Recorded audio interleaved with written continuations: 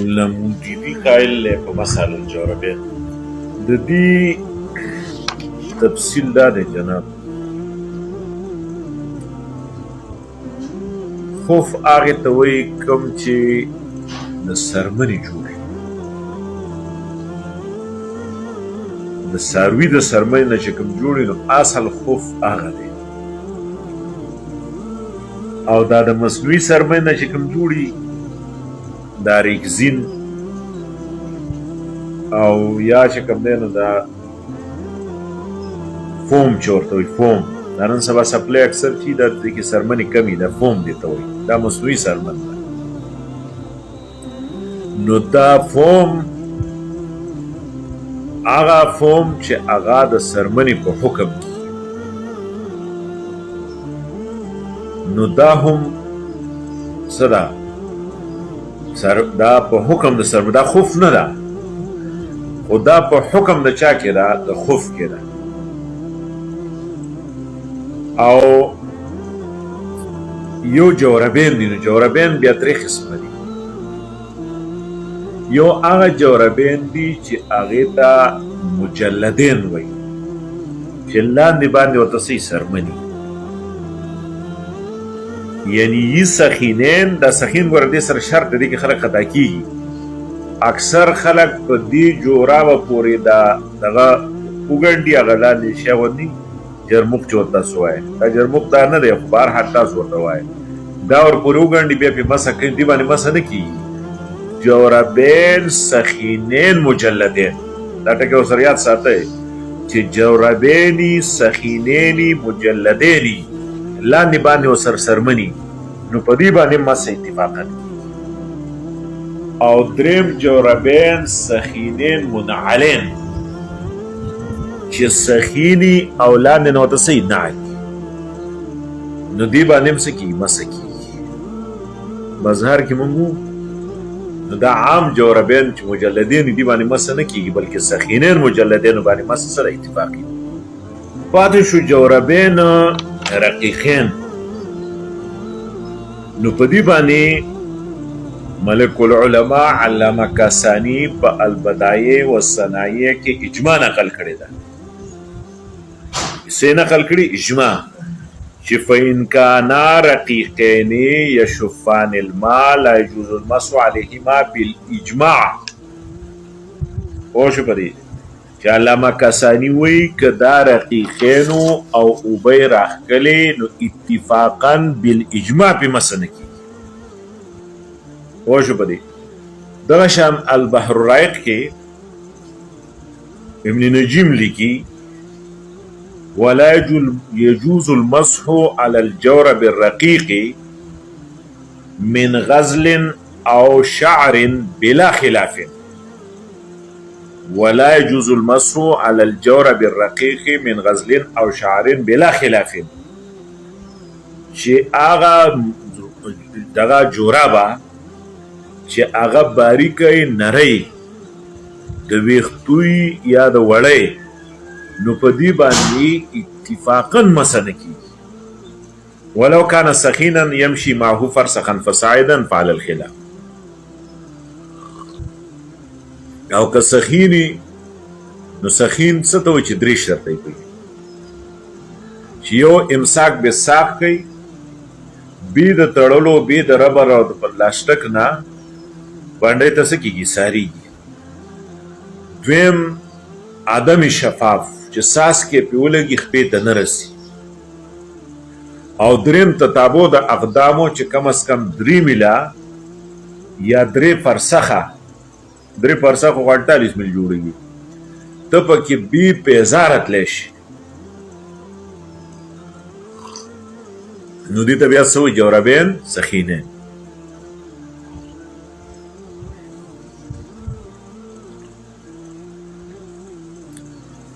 د دې اصل تحقیق دا دی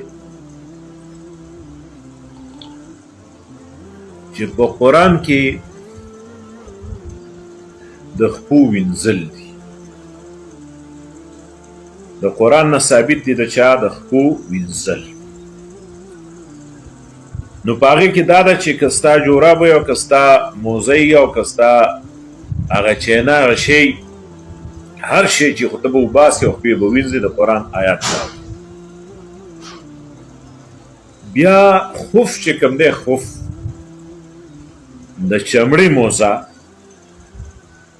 نو د چمړې موزه چونکې په احادیثو متواتره سره ثابت دی، په تواتر سره سره ثابت دی. او ما تاسو ته ویلو چې امام صاحب ویلو چې ما قلت بالمسح تجاني فيه مثل ضوء النهار،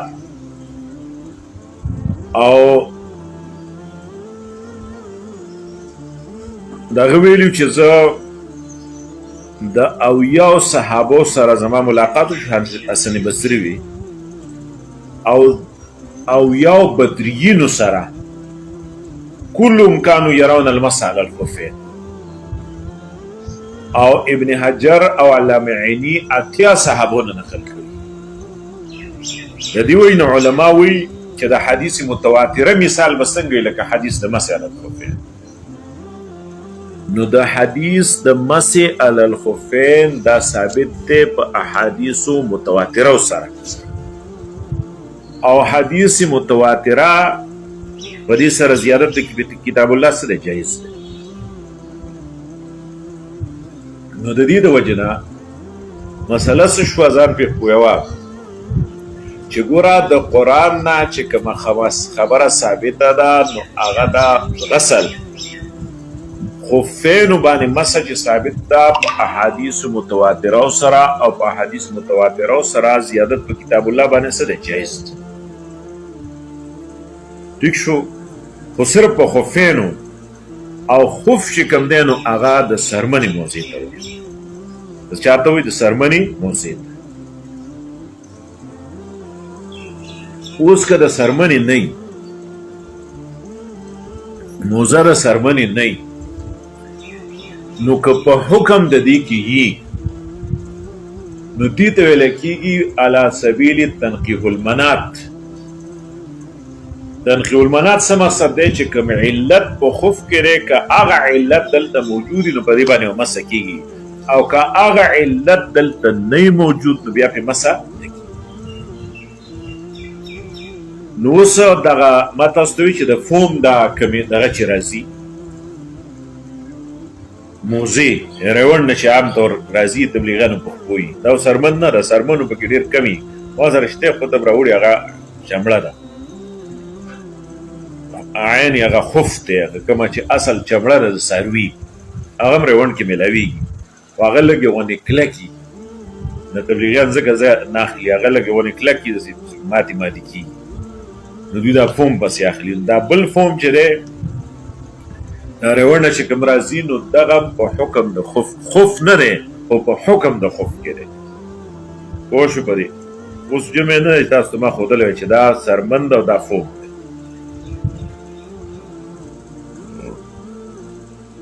پاتې شو دا چینا کومه موزه چې ده نو دا او دا رقیق جورابه یو شی، ځکه دې کې دا یو شرط هم نشته. نخ پې ته دا په خپله ولاړی هغه دغه چې کوم دی نو په دې سر کې ولا دا ربړ اچولی سوړه ترې جوړه کړي، ته به وایې چې د میخې دغه دی دوبور دی، دا د سوړه ونې جوړه کړي، نو دا په امساک بساق پکې نشته. یو شو په دې چینا موزه کې، او دویم د تابو د مشي پکې هم نشي وی. په دې جومات کې دننه د دې نه بیا پټ تللی، ته خو لا د کوز کاڼه پورې پیاده وی پکې. په دې جومات کې هم چې ګرځي ګورې بیا ځای په ځای پټونه تلي، ځکه دا خو اصل کې کپړه د هغې ته معمولي غوندې دغه اچولي پلاستیک، او ساس کې چې په لږي ساس کې نه، په لمده پیزار کې چې ته کېدي نو هغه ستا خپله بدي، لون پیزار کې چې کېدي نو خپله پکې لږدي. پوه شو په دې؟ نو دا درې شرایط په دې کې هم نشته. او دا کوم نری جورابې چې دي، زموږ مفتي سردار علي صاحب ورته چرړتین وي، دا د لا یجوز المسح علی الچرړتین، چې دا کوم چرړتینو دا موضوع چې دي، دا جورابې چې دي، نو دام په حکم د خف کې نه دي، ځکه چې هغه درې شرایط پکې نشته. اوس په حکم د خف کې هن دي خدا خپل حدیث کې راغلي دي سره بسکه اصل مسله خودي زې جوړه کړي وي په حدیث کې مسال الجوربین شته او احناف نه مني مړه تاسو ظالم کار کتل پوښي چې جواب دار جناب د سکار دی چې د جوربینو چې څومره احادیث دي نو هغه په دې مرتبه کې نه دي چې د به زیارت په کتاب الله هغه کې اصل کې د جوربینو په باره کې 3 حدیث دي ټول حدیث سودي 3 یو د بلال رضی الله تعالی عنہ یو د ابو موسی شری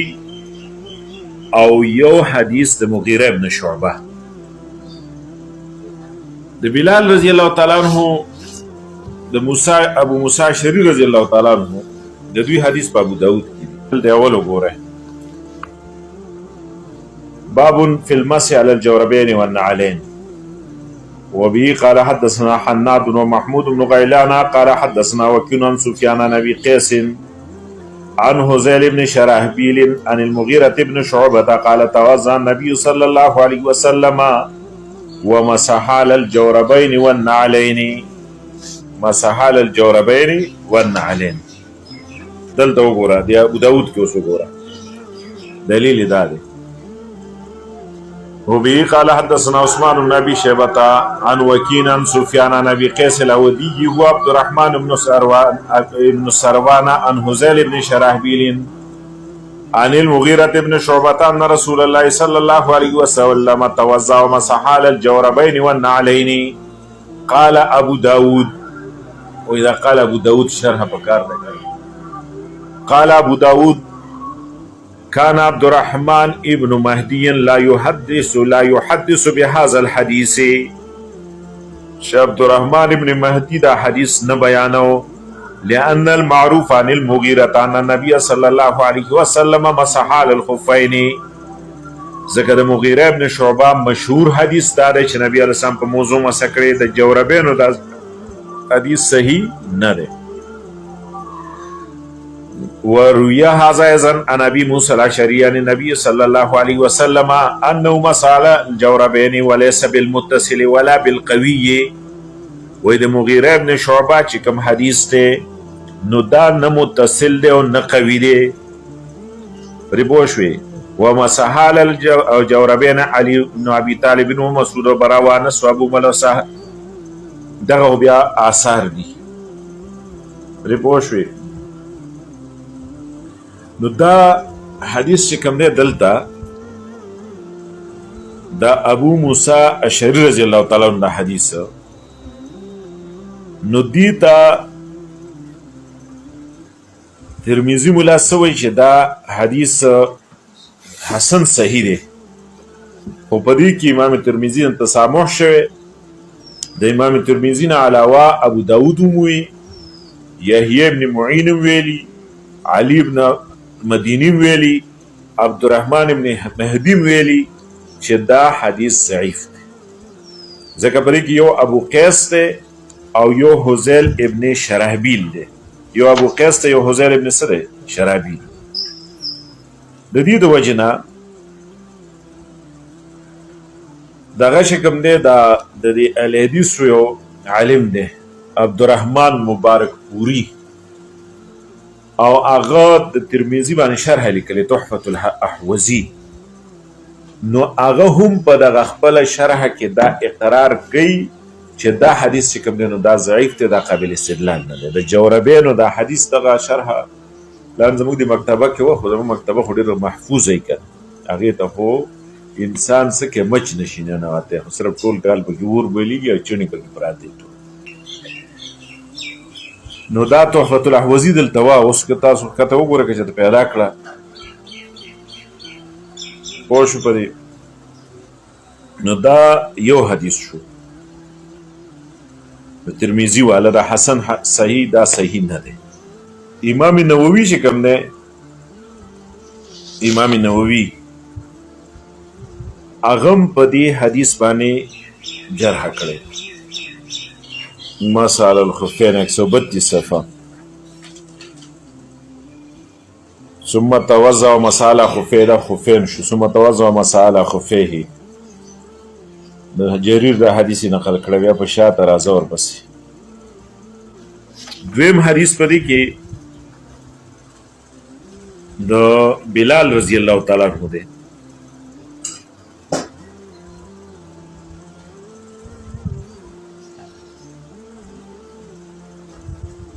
د بلال رضی الله تعالی عنہ حدیث چې کوم دی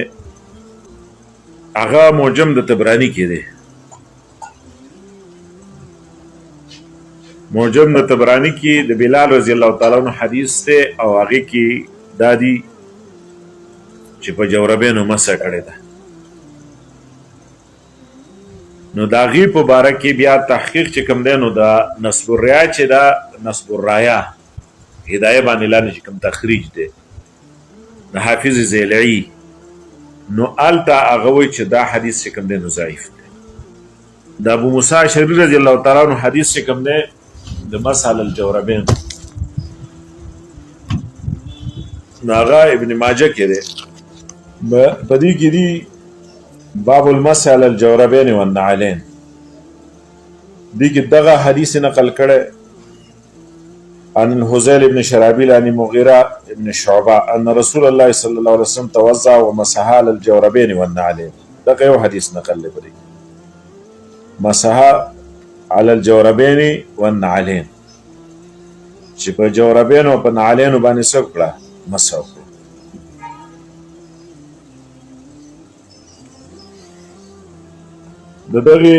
دغه حدیث دی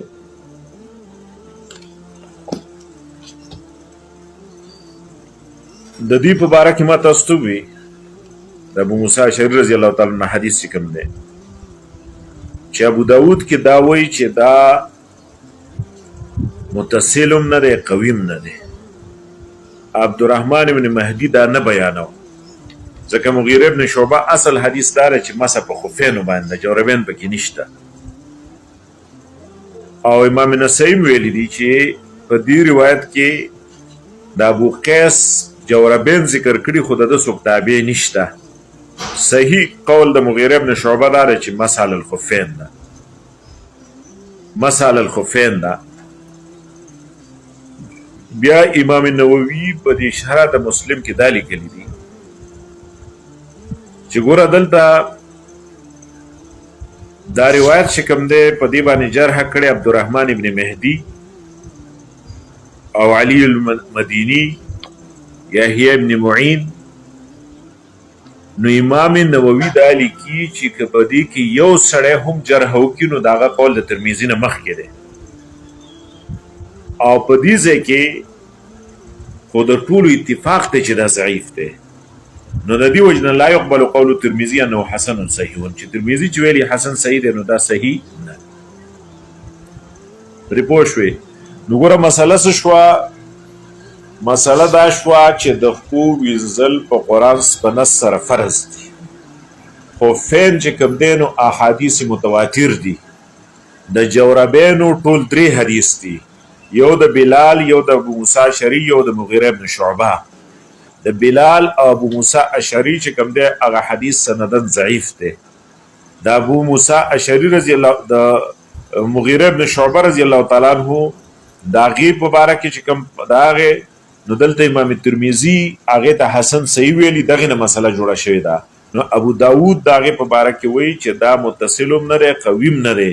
عبدالرحمن ابن مهدی دا نه بیانو ځکه چې هغه چې مغیره ابن شعبه صحیح حدیث مسح الخفین ده.